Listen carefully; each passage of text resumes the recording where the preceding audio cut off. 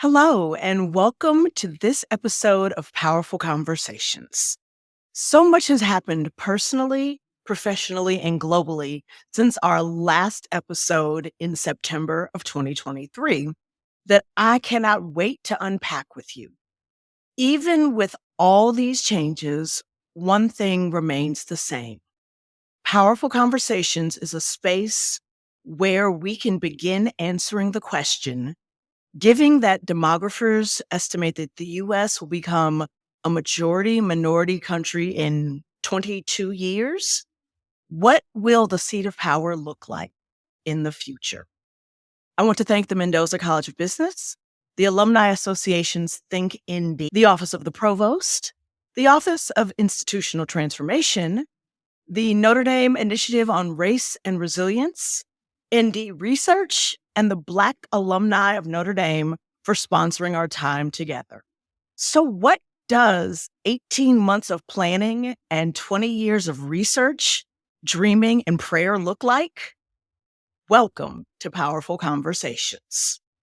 Through Powerful Conversations, we will have discussions with Black women leaders exploring a new framework of business leadership.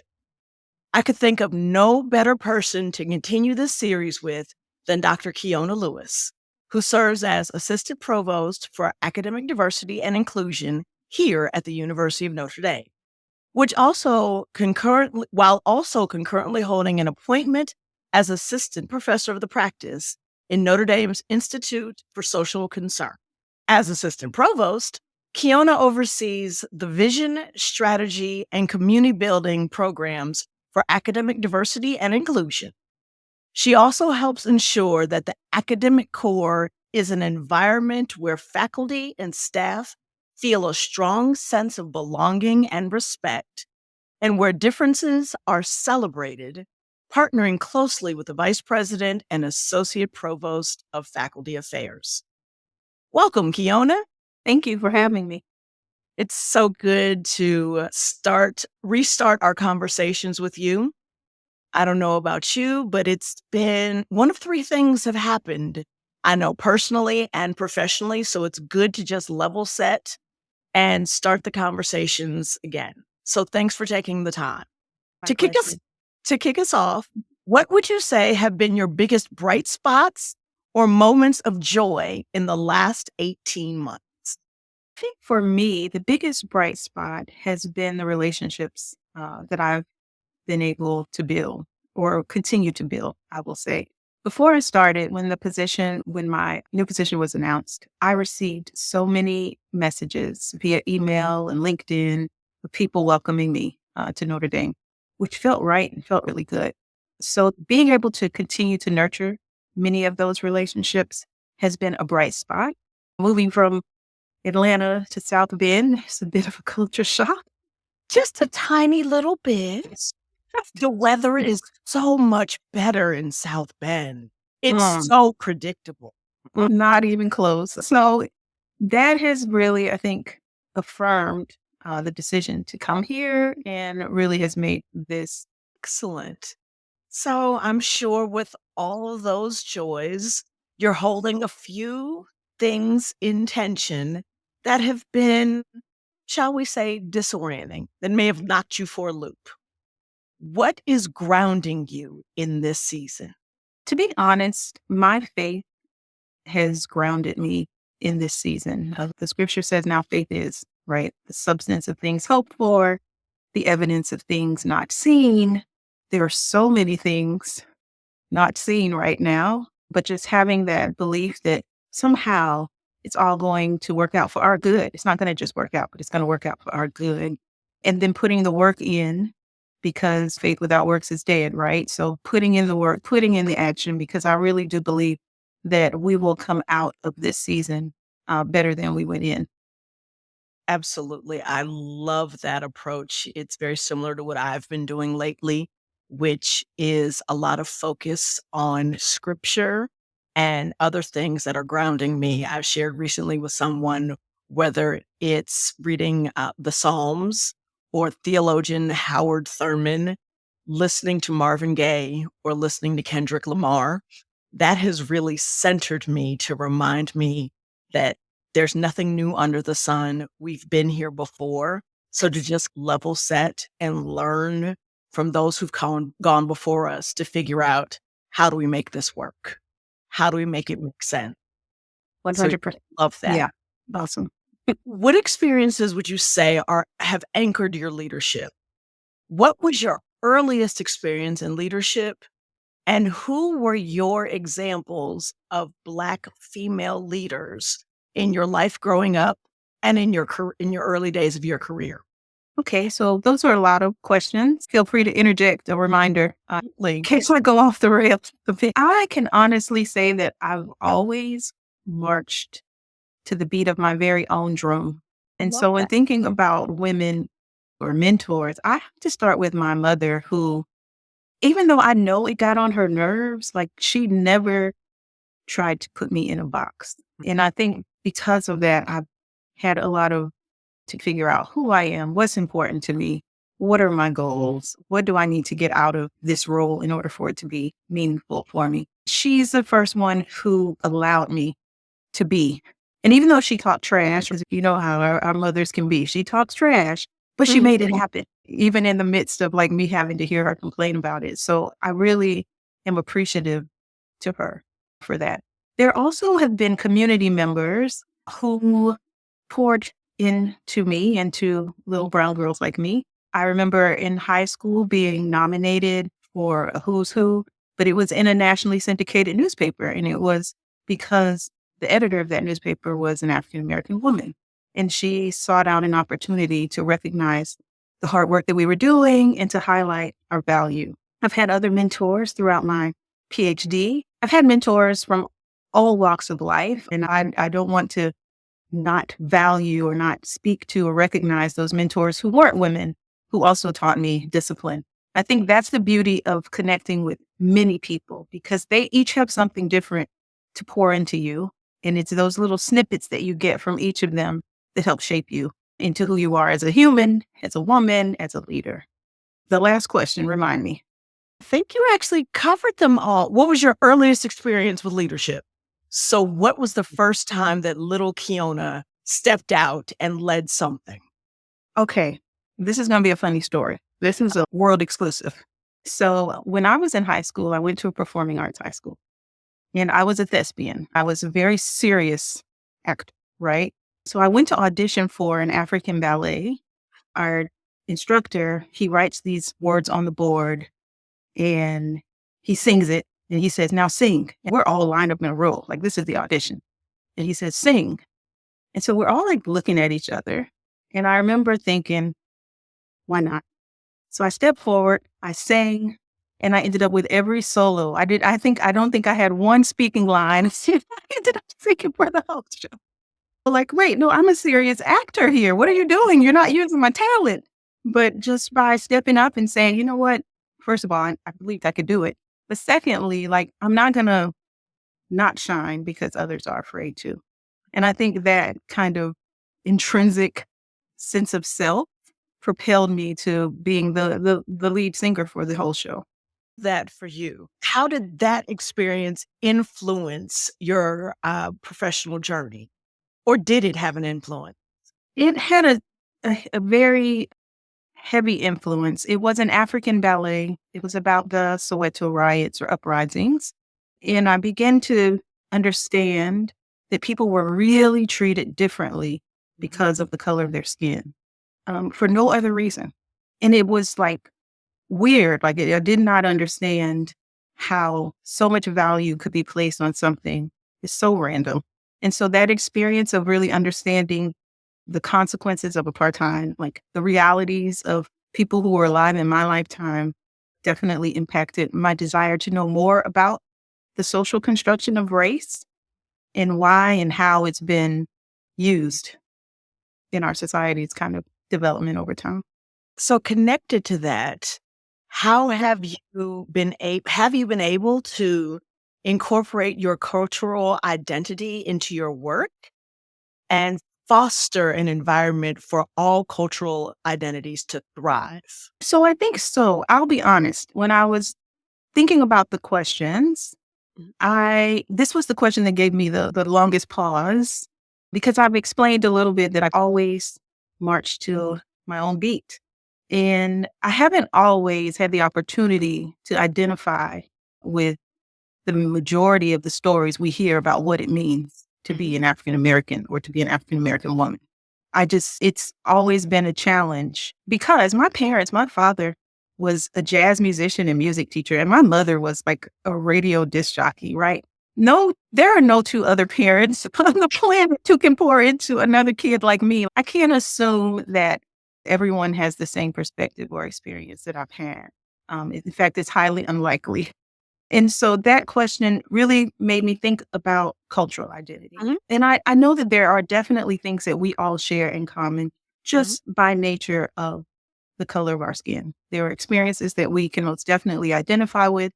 There are examples on Instagram of the 7 letters, and I know exactly what those letters stand for. But we have shared experiences. It's the intersectionality of it all, right? I hate to put people in boxes. I hate to be put in a box. So I can give my experience with no expectation that anyone will say, yeah, the same thing happened to me. And sometimes people do say the same thing happened to me. So not to digress, but that question gave me pause because I wanted to make sure that I give people the space to be whoever it is that they were created to be. And I think that's what I try to do in this role. And that's what I bring to the table for my cultural identity as a middle child of a jazz musician and a disc jockey growing up in the state of Florida. These are the things that I'm trying to bring to the table in the work that we do to create space for everyone to lean in to exactly who they are. And you might lean into who you are and I might not like it, right? But you still have every right to be your best and most full self. And I hope to encourage that in the work that I do here. Absolutely. And as the only child of a truck driver and a maintenance dispatcher from Northeast Ohio, I totally get that because I often will say to people, the few things that my mother and I had in common were that we were both Black women who were cisgender heterosexual and Christian. But beyond that, she came of age at the height of the civil rights era. I came of age in the integrated North. I grew up solidly middle class. She grew up poor to lower middle class. I went to private schools my entire life. She went to segregated schools her whole life. So we've had some shared experiences, but it's not living the life of a Black woman in America is not a monolithic life. We all bring our whole selves to the table. And so what your uniqueness and how you're uniquely shaped is part of your identity, just the same way that I was. You singing solo terrifies me, but then I was a state champion in speech my sophomore year in high school. And Right. you're like, oh, no, thank you. No, ma'am. But also couldn't imagine it any other way. And so these experiences, while they're not monolithic, there are certain things that do come across. Like, absolutely, there are certain memes or reels that I've seen. It's like, oh, yeah. The one meme that is a graphic of that it was the night before Easter in a Black girl's child house. I was like, yep, I can smell that picture. And I immediately start grabbing for my ear. There's some experiences that are universal. They're But just others, not so much. And that's okay. Oh, goodness. So, how do you believe your professional identity has been shaped by your intersectionality as a Black woman from the South, even? That's a tough one. Not really, but to talk about. My identity is who I am. I don't, it's difficult to parse it out. Yes, I'm a Black woman from the South. I was also identified as gifted in kindergarten before first grade. And so my classrooms were not very diverse. And so I didn't have a lot of friends in school, so to speak, in elementary school, not in a sad way, but just different.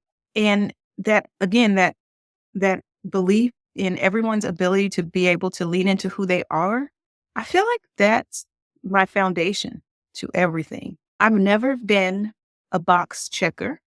Mhm. If there's no meaning to it, I struggle. Any project, any role, any task that I don't understand the meaning for, I'm going to have a problem with it. And so I've always sought roles and opportunities to do things that I find meaningful. But the first part of that is being reflective and introspective and understanding what matters to you. What is meaningful for you? What brings you joy? I've tried to spend a good amount of time figuring those things out so that when I make decisions, I know that I'm placing myself in the position and opportunity to do something that I think is meaningful, that I think is impactful, and that I can give my full self to. Baby out of Kashi, Atlanta, she always says, don't forget to drink while you pour, which I always forget to do. But remembering to do those things that bring you joy so that you can fill yourself up while you're in service to others, I think that's one of those things that I brought with me. And then I hope I'm able to share with those around me. I love that. Don't forget to drink while you pour.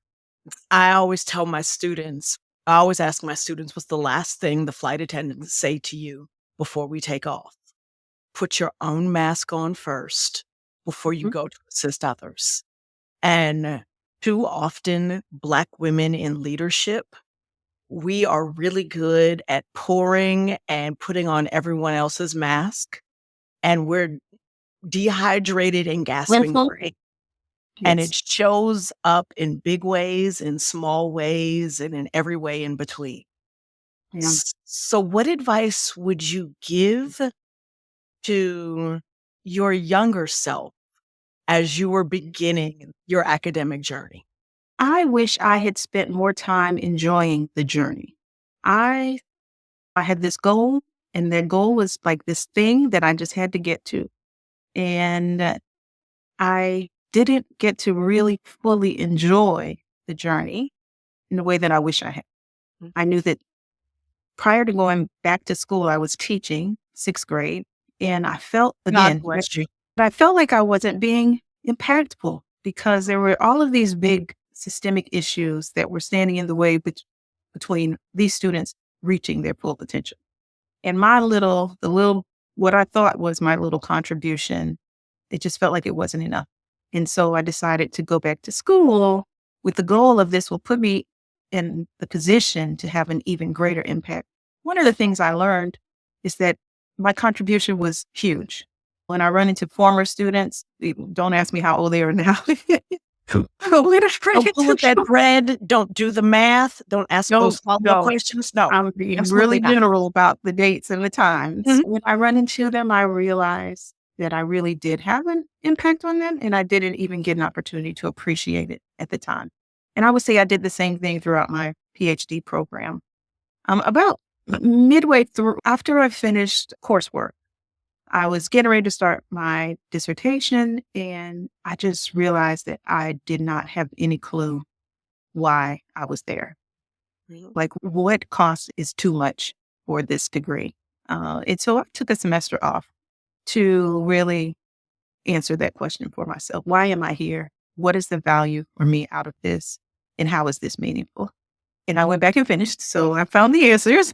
But I learned you have to enjoy the journey. Mm.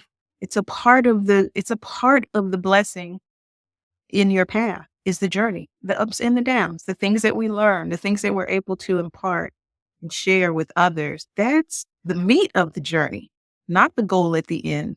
And I just wish I had learned that earlier on so that I could have truly that time. I love that for you. Speaking of enjoying the time, how do you integrate family life, career, faith, and keeping you first in mind? So when I was thinking about that question, I just had this imagery of the like dot, like the loading page. Mhm. I'm still loading. I'm still learning how to do that. One of the things that I've tried to do is really, I know I'm talking a lot about like introspection because this work starts within Mhm. first. Like we have to do the work for ourselves before we can do all of these wonderful things that we want to do for others. And so one of the things I realized is that I love blessing others.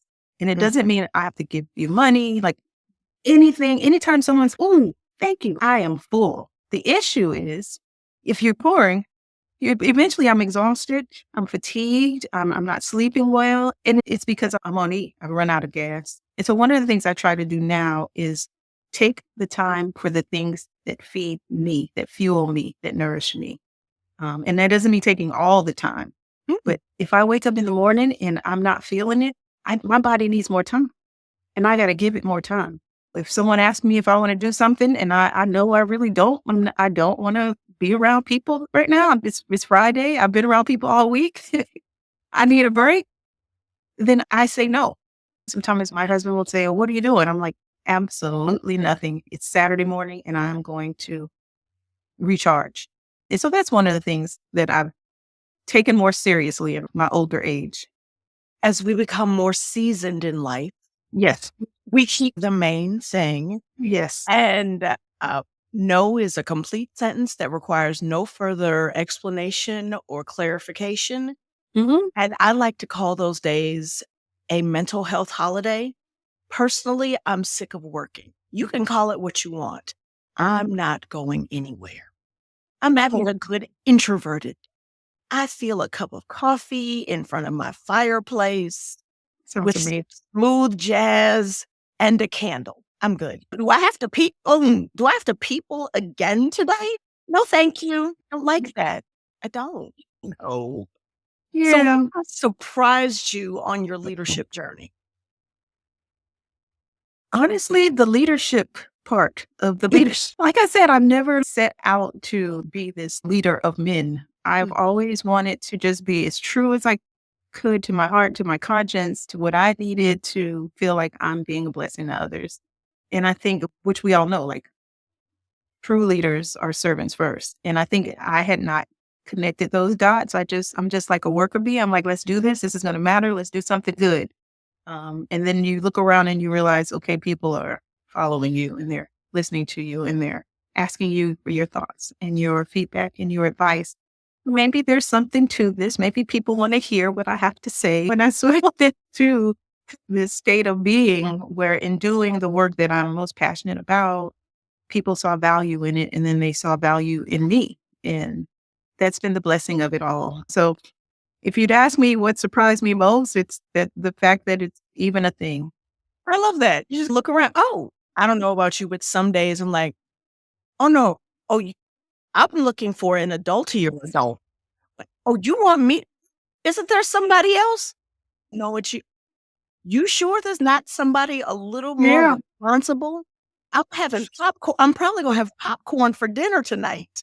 What? This is the. Yeah. I need an adultier adult to lead this. But okay, sure. Let's go with that. Excuse me. No problem. Black female leaders offer a model of leadership that that is the alternative to that self-made man mythology of rugged individualism and toxic perfectionist models that exist in our culture.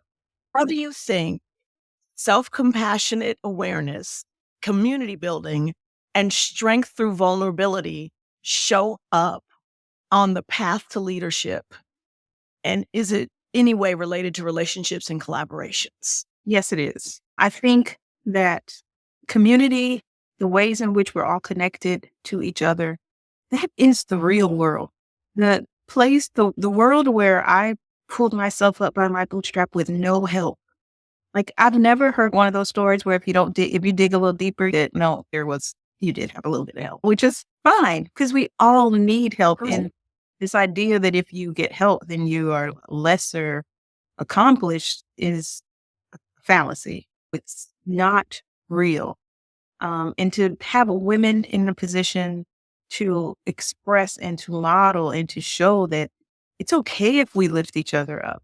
Mhm. It's okay if we talk about it because I want young women, young Black women, young men, young people to know that if I run into a situation where I need help, it's okay to ask for it. And it's okay to go to the people who have the answers and ask for it. And I don't have to feel shame or guilt because I had to ask for help. but this is how we as a community, as a nation, this is how we thrive. This is how we flourish together. There's a reason we have communities and civilizations. Apologize. I'm in Oh, South Bend. My nose is running. the most wonderful time of the year where we can't pick a season. Yeah, It's spring and winter at the same time in the same weekend. in the same day. In the But yeah, same You like the weather? Wait 5 minutes, it will change. So I totally get it. It yeah, related to that, I've seen a lot of psychologists come out with a new form of responding to crises. So there's fight, flight, or freeze. But what they're starting to find amongst women is that it's tend, mend, and befriend. So that when women are going through crises, they tend to talk about it to other and have a shared experience of communication, which is often vastly different than the I'll do it myself. I'm self-made. No, you scratch the surface. You don't even have to dig too deep. You scratch the surface and you realize that you did not even have your own socks. So you needed somebody to help you. And so it's such a wonderful thing to see how women can come together and lead in a way that really models what collective action and community can look like. 100% agree. As we think about Notre Dame's president, Father Bob's charge to all of us to ask ourselves, what do we owe each other? How does your work help create a sense of belonging? And in Dr. King's words, a more beloved community. So a lot of my work focuses on building community, uh, a sense of trust. I would say like little T trust, where I at least can acknowledge that you're trying to do it the right way. I might not agree with everything, but I can receive the intent. Part of that is acknowledgement. Like we can't undo the past, but we also can't expect people to be okay with ignoring it or pretending like it didn't happen. This is the situation. There's a bit of transparency there, and this is where we hope to go. And these are the steps that we're taking to get there. And we want to get there together. So we begin to these opportunities to come together so that we can do this as a full community. Not your job to help them understand. It's not your job to solve their problem. It's our job together to build the community that we want, the beloved community that we aspire to. Absolutely. I often say not having these conversations has worked oh so well for the last 400 years. What's the worst that could happen if we actually started the conversation? We know what happens when we don't talk about these things. Let's see what happens when we do. Knowledge is power. And the more I'm now feeling like a cartoon, the more you know, once you can move forward. But being in isolation or ignoring it is not Right. going to help the situation. And I do think that it's so important that we give people grace, the benefit of the doubt. If I do something that offends you, I want you to believe that I didn't do it on purpose. How can I then not give the same grace to others? It's an untenable position that you're always wrong and I'm always right. That's just not the way that's not reality, right? So I think we have to really put forward love, put forward grace. And if we're all in this together, yeah, there might be some missteps. I might have some missteps. You might have some missteps. My intent is to make this community stronger together. And so you can rely on that. That should hold us together even when we have difficult times. And even if my intent was honorable, if the impact of my behavior had a negative consequences for you, point that out to me so that I can help make amends. Because if you don't tell me I've hurt you, I'll never know. And you'll Right. walk And up next to me and I'm like, what? I didn't right. even You can't acknowledge what you've done if you don't know that you've done it. that you don't tell me. How would I know Yeah. if I hurt you if you didn't Right. tell me that? But that goes back to the trust, right? Mhm. If I trust that you had good intentions and I know that I care about our relationship, then I'm going to come to you and I'm going to say, listen, I actually can't get past this. So let's talk. Let's talk. Um, I love that. What is the best advice you've ever received regarding leadership? Best advice I've ever received. I am going to go back to Swami Jayadeva. Davy, sorry, I apologize. She's coming on campus, just FYI. But I have to go back to the advice that she gave, which is don't forget to drink while you pour. We're naturally, many women, not all, are naturally wired to service and to serve and to give and to do these things. And we get hurt and we say, I'm never going to do that again. But that's not true to who we're naturally wired to be. What we have to do a better job of in leadership is feeding ourselves so that we are full to do this wonderful work of serving others. That for me was game changing, right? Because trying to not help people brought no joy.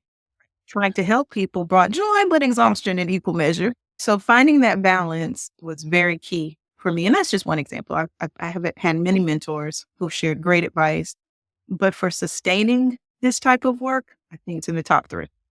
Absolutely. I love that. That is really sound advice.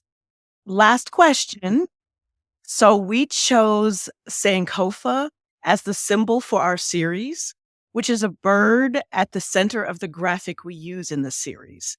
Sankofa loosely translates from the Twi language to mean it is not taboo to go back and retrieve what was lost. How is this at work in your work?